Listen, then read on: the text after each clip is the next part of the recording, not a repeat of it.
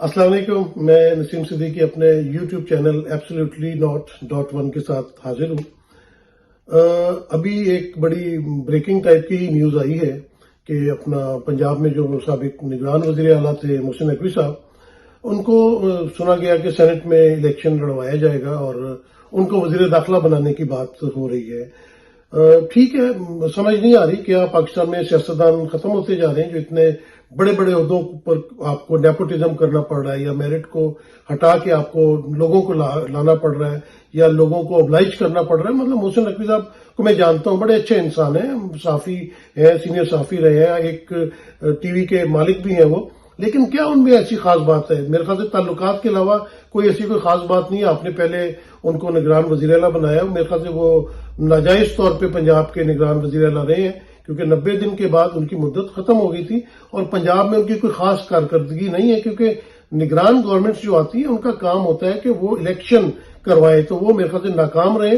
انہوں نے fair and free election نہیں کروائے. ان کے دور میں پولیس نے جس طرح ایک خاص جماعت کے ساتھ جو رویہ رکھا وہ آئین اور قانون کے مطابق نہیں تھا. تو میرے خیال سے تو یہ کوئی بڑی اچھی خبر نہیں ہے کہ ان کو سینٹ کا الیکشن لڑوایا جائے گا اور ان کو وزیر داخلہ بنوایا جائے گا. کیا شہباز شریف صاحب کے پاس کوئی ٹیم ایسی موجود نہیں ہے، یا ان کے پاس کچھ ایسے لوگ موجود نہیں ہیں جن کو وزیر داخلہ بنایا جا سکے؟ اگر شہباز شریف صاحب کو اپنی ٹیم نہیں بنانے دی جائے گی اور پیچھے سے ڈوریاں اسی طرح ہلانی ہیں، تو پھر میرے خیال سے یہ حکومت واقعی جس طرح لوگ کہہ رہے ہیں زیادہ دیر نہیں چل سکے گی. کیونکہ جو نواز شریف صاحب کے گروپ کے لوگ تھے زیادہ تر، ان کو الیکشن میں تو یہی کہوں گا کہ ہروایا گیا. کیونکہ جب فارم 47 کے اوپر آپ بہت سارے لوگوں کو الیکشن جتوا رہے تھے، تو کیا وجوہات ہوئی کہ جو نواز شریف کے کلوز ترین لوگ تھے، اور پہلی شہباز شریف کی جو گورنمنٹ تھی پی ڈی ایم کی 16 مہینے رہی ہے، اس میں کیبنٹ کے ممبر بھی تھے، ان کو ہروا دیا گیا. مطلب سعد رفیق صاحب بڑے امپورٹنٹ ہیں اور بڑے نواز شریف صاحب کے گروپ کے کھلاتے ہیں. گجرانوالہ سے غلام دستگیر ہیں، آپ نے فیصل آباد سے عابد شیر علی بہت قریب ہے، بلکہ وہ تو رشتہ دار ہیں شریف فیملی کے. پھر محسن رانجھا صاحب ہیں، اور خاص طور پہ جنہوں نے پوری جنگ لڑی ہے، جنہوں نے سب سے زیادہ پریس کانفرنسز کری ہیں. یعنی کہ آپ عطا تارڑ کو تو جتوا سکتے ہیں، لیکن جاوید لطیف کو کیوں نہیں جتوایا؟ یہ بات سمجھ نہیں آئی. تو اگر شہباز شریف کو یعنی کہ فارم 47 پہ وزیر اعظم بنایا ہے اور کابینہ اپنی بنائی جائے گی، اپنے لوگوں کو بڑے عہدوں پہ لا کے بٹھایا جائے گا، تو پھر تو یہ کمپنی چلتی نظر نہیں آتی، بڑی مشکل پیش آ جائے گی. اس کے علاوہ جو آج کا دوسرا امپورٹنٹ مسئلہ ہے وہ ہمارے صدارتی امیدوار جو ہیں محمود اچکزئی صاحب، جن کو سنی اتحاد کونسل سپورٹ کر رہی ہے، انہوں نے الیکشن کمیشن کو خط لکھا ہے کہ جو مخصوص نشستیں ہیں ان کے اوپر جلد از جلد آپ فیصلہ کریں، سنی اتحاد کو دیں، اس کے بعد آپ الیکشن کروائیں. تو مجھے واقعی یہ بات سمجھ نہیں آ رہی کہ ان کو اسمبلیاں بنانے کی، صدارتی انتخابات کرانے کی، یہ تمام معاملات پہ بڑی تیزی تراری انہوں نے دکھائی ہے. جبکہ ہاؤس جب پورا نہیں ہے، کوئی کلاس روم پورا نہیں ہے، آپ کس طرح امتحان دے سکتے ہیں؟ آپ نے قومی اسمبلی بھی ان کے بغیر ہی ووٹنگ کروائی اسپیکر کی. گو کہ سنی اتحاد نے ہار جانا تھا، ان کے پاس اتنے نمبرز نہیں تھے، لیکن آئین اور قانون کے اس ملک سے ختم ہوتا جا رہا ہے. ہر معاملے پہ آئین اور قانون کی دھجیاں اڑا دی جاتی ہیں. پنجاب میں 90 دن میں الیکشن کروانے تھے، نہیں کروائے. خیبر پختونخوا میں کروانے تھے، نہیں کروائے. وفاق میں کروانے تھے، نہیں کروائے. سابق چیف جسٹس عمر عطا بندیال صاحب نے 14 مئی 2022 کو الیکشن کی ڈیٹ دی تھی، آپ نے نہیں کروائے. تو آئین اور قانون کے اس ملک سے ختم ہوتا جا رہا ہے. اور میری بات سن لیں، جس ملک سے آئین اور قانون ختم ہوتا ہے اس ملک میں بڑے مشکل حالات پیدا ہو جاتے ہیں. اور جس طرح آپ یہ معیشت کی بات کرتے ہیں، لوگ پاگل ہوئے. آپ کبھی جائیں، آپ غریب لوگوں کو دیکھیں، غریب عوام کے اندر جائیں، مڈل کلاس میں جائیں، نوکری پیشہ کے پاس جائیں، جن کی لاکھوں روپے سیلری تھی، ان کی چیخیں نکل رہی ہیں. وہ گھر کا خرچہ پورا نہیں کر سکتے. وہ بل دیں یا اپنا کچن چلائیں یا اپنے بچوں کی فیسیں دیں. ہر بندہ ملک چھوڑنے پہ تیار ہے. ملک سے باہر جانے کے لیے وہ اتاولا ہو رہا ہے کہ کسی طرح ملک چھوڑیں اور باہر چلے جائیں. گو کہ باہر بھی کوئی اتنے اچھے حالات نہیں ہیں.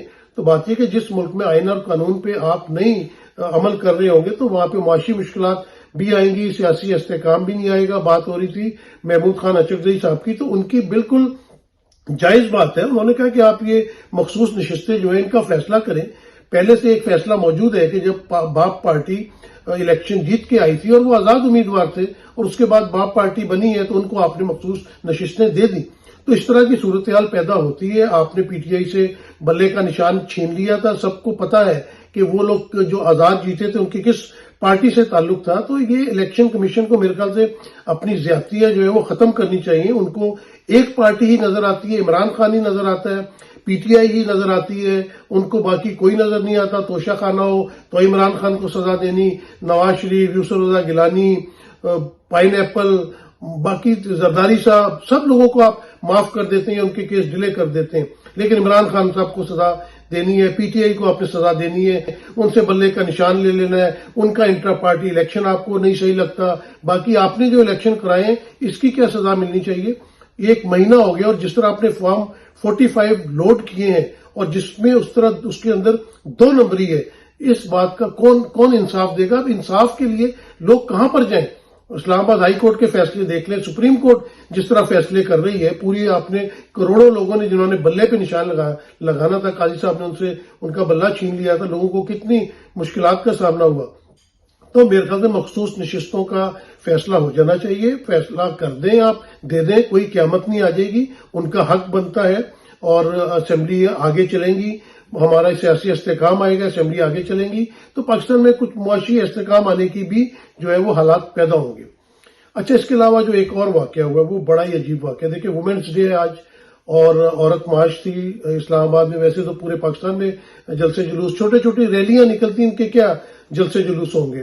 اس میں جو خواتین ہیں وہ آپارا چوک میں میرے خیال سے انہوں نے وہاں پہ اکٹھی ہوئی ہیں. اس کے بعد وہ ڈی چوک جانا چاہ رہی تھیں.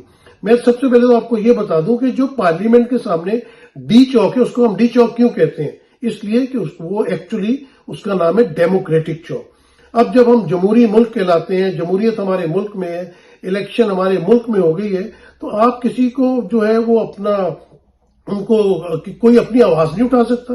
مطلب عجیب قانون اس وقت جو ہے وہ آواز دبانے پہ تلا ہوا ہے کہ اگر صحافی عمران ریاض خان کوئی بات کرتا ہے, تنقید کرتا ہے کسی کے اوپر, تو آپ جعلی کیسز میں اٹھا کے ان کو اندر کر دیتے ہیں, ان پہ مقدمات بنا دیتے ہیں. اسد طور اگر کوئی آواز اٹھانا چاہتا ہے یا کسی فیصلے کے اوپر اس کے اپنے ریزرویشنز ہیں تو آپ اس کو اٹھا لیتے ہیں, غلط سلط مقدموں میں آپ اٹھا کے آپ نے جیل میں ڈال دیا. اسی طرح آپ خواتین کو جو ہے مارچ جانا چاہتی تھی ڈی چوک پہ, آپ نے وہاں پہ نہیں ان کو جانے دیا.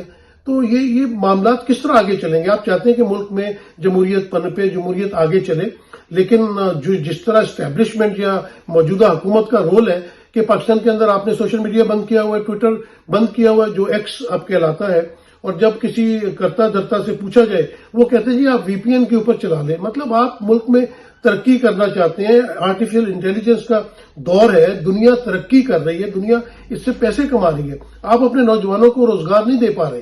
اگر ان کا روزگار ایکس سے وابستہ ہے تو آپ نے اتنا بڑا چینل جو اس کو بند کر دیا. آپ اپنے ہمسائے ملک بھارت کو دیکھ لیں کہ اس کی ٹیکنالوجی کہاں جا رہی, پوری دنیا کو وہ سافٹ ویئر بنا کے دے رہا ہے, دنیا بھر میں ان کے سافٹ ویئر انجینئرز موجود ہیں.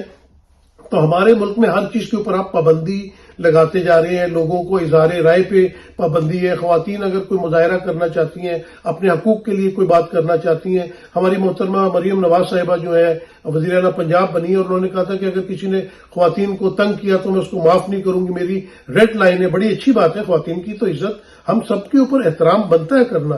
لیکن آپ مریم نواز صاحب کا میں نے کوئی بیان نہیں دیکھا کہ اس معاملے پہ آیا ہو کہ خواتین کو کیوں ڈی چوک پہ جو ہے وہ احتجاج نہیں کرنے دیا گیا. تو یہ سب باتیں جو ہیں بڑی ایک لمحہ فکریہ ہے. قاضی فائز عیسیٰ صاحب سپریم کورٹ کے چیف جسٹس ہیں, وہ دیکھ رہے ہیں کہ ملک میں کیا ہو رہا ہے. اسلام آباد کی 3 سیٹوں کے اوپر آپ دیکھ لیں کہ کس بری طرح دھاندلی ہوئی ہے. وہاں پہ مصطفیٰ نواز کھوکھر صاحب, شاہد خاقان عباسی صاحب گواہیاں دے رہے ہیں کہ اسلام آباد کی 3 سیٹوں پہ دھاندلی ہوئی ہے. تو جب دھاندلا زدہ آپ اسمبلی بنائیں گے, جو لوگ ہار چکے ہیں, جو عوام کے نمائندے نہیں ہیں, ان کو لا کے جب آپ اسمبلی میں بٹھائیں گے تو پھر کاروبار زندگی کس طرح چلے گا. میرے خیال سے ان تمام چیزوں پہ تمام لوگوں کو اکٹھا بیٹھنا پڑے گا. ہماری بہت امیدیں ہیں ہمارے چیف جسٹس صاحب قاضی فائز عیسیٰ صاحب سے کہ وہ آئے اور پاکستان میں انصاف کا بول بالا کریں. الیکشن کمشنر صاحب جو ہے وہ تمام جماعتوں کو ایک نظر سے دیکھیں اور قانون کے مطابق فیصلے کریں, اور اپنی جو ضد انا ہے وہ سب کو چھوڑنی پڑے گی اور آگے چلنے کے لیے سب کو مل کر بیٹھنا پڑے گا. جب پاکستان میں سیاسی استحکام آئے گا تو ہی پاکستان میں معاشی استحکام آ سکے گا, اور یہ اس وقت کی ضرورت ہے. غریب عوام بہت پریشان ہیں، سب کو مل کے ان کے لیے سوچنا پڑے گا. بہت شکریہ.